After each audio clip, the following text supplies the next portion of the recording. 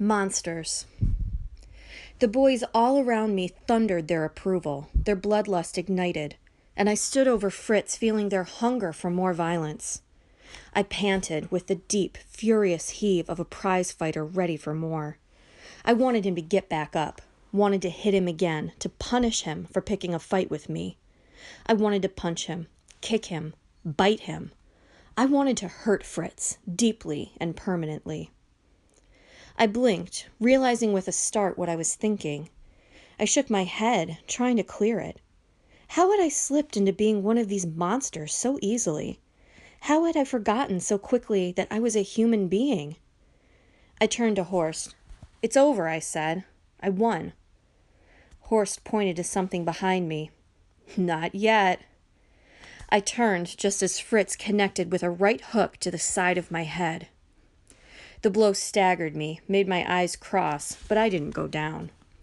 I had enough experience in dirty, behind-the-gymnasium fights to know that when you were down, the fight was over, but the beating wasn't.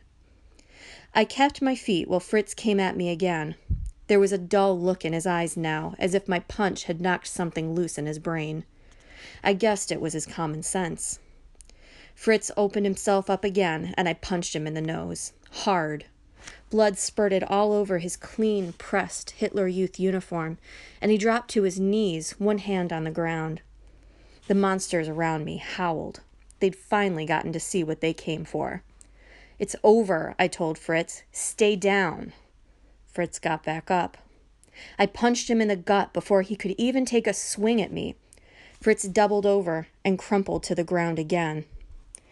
I felt disgusted at what I'd done, what the Hitler Youth had made me do. I spat at Horst's feet. "We're finished here," I told him. "Call it off." No, it's not over," Horst yelled, half laughing with delight. "Get up, Fritz. You're going to fail the test if you don't get up and fight." "No, it's over," I told Fritz. "Stay down. You passed." Fritz ignored me and pulled himself up again. He staggered for a moment, blood still dripping from his nose, and took another wide, slow swing at me. I didn't even raise my gloves. I stepped back out of the way and let Fritz's follow-through send him crashing to the ground. He was done. "For God's sake, Fritz," I begged, "stay down." But Fritz got back up again, and he was going to keep getting back up. I was going to have to finish this the way I'd learned to back on the playground of St. Paul's. I was going to have to put him down so he couldn't get up for more. I hit him in the face again, but before he could fall, I punched him in the stomach. He dropped to his knees and vomited. But he wasn't done, and neither was I. I punched Fritz in the back of the head, sending him down face first into the puddle of sick. When he moved to get up again, I straddled him and punched him in the back of the head.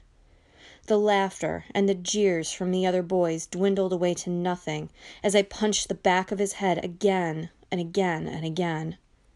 I savaged him, fueling each new punch with some new hatred. I hated Hitler for starting this war. I hated the Hitler Youth for their constant bullying. I hated Fritz for making me hit him again. I hated myself for hitting him. When at last I stopped, Fritz lay motionless on the ground, completely and totally beaten. All around us was utter silence. I looked up, eyes afire, chest heaving, arms tensed for another fight. Horst took a step back in fear. I had managed to scare even the monsters, and when you can scare monsters, you can be sure you've become one yourself.